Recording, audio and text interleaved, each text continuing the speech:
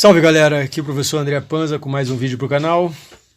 Continuando com o imperialismo através das imagens, hoje a gente vai ver algumas imagens que são até aparecem em alguns livros didáticos. A primeira é uma imagem que trata sentados à mesa, né? Você tem a Inglaterra, a Alemanha, você tem a Rússia, você tem a França e você tem o Japão, tá certo? E na mesa, e todos eles com uma faca à mão, né?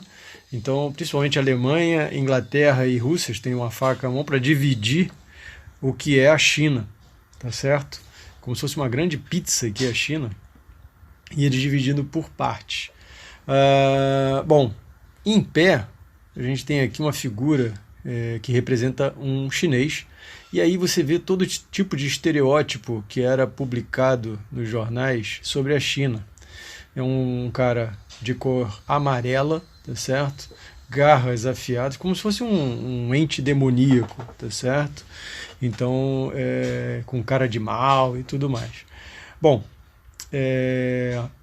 a China sofreu muito com o imperialismo, tá certo? A China sofreu muito. Não só dos países europeus, como também participaram desse processo os Estados Unidos e o Japão.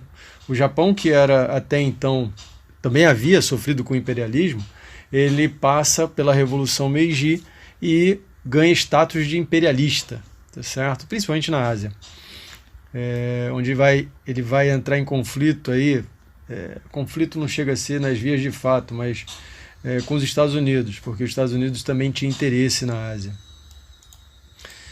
Bom, essa segunda imagem já mostra um ovo, né? A gente chama essa imagem chamada de o ovo problemático para chocar. É uma imagem de 1901 e aqui você tem uma série de os galináceos, são todos eles representados por chefes de governo de seus países. Então eu tenho aqui em cima do ovo a Alemanha, a Inglaterra, eu tenho aqui embaixo a França, eu tenho a Rússia, tenho o imperador da Áustria-Hungria, eu tenho aqui atrás a China, Japão, perdão, e aqui em cima da cerca tem o Tio Sam, né, os Estados Unidos, e ao fundo, na sombra do ovo, a gente tem a Itália. Repara que essa imagem daqui, ela representa muito bem os interesses dos países europeus, mais Japão e Estados Unidos, sobre a China, em dividir a China realmente em áreas de influência.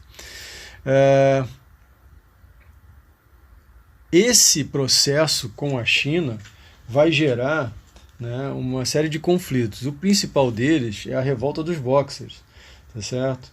Essa revolta dos Boxers eram nacionalistas chineses e eles vão tentar expulsar esses ocidentais, só que sem sucesso. A derrota deles vai gerar a invasão de Pequim, e aí cai o governo, a dinastia chinesa que até então governava a China, e passa a ter uma república na China, tá certo? Por volta de 1911. A gente vai fazer um vídeo e eu quero falar um pouco sobre isso. Existem filmes que foram feitos na década de 50, 60 que mostram todo tipo de estereótipo e de preconceito sobre esses países que sofreram com o imperialismo. Existe um filme chamado 55 Dias em Pequim que fala exatamente sobre isso e coloca os europeus, mais os Estados Unidos, como bocinhos da coisa toda. Os chineses seriam os grandes vilões, tá certo? Mas isso faz parte de um contexto da época em que você tinha uma descolonização ocorrendo na Ásia e na África. Mas isso a gente vai falar num vídeo próprio para isso. Mas a princípio a gente tem duas imagens então hoje que falam exatamente da tentativa e do sucesso até então de invasão entre aspas, da China, né?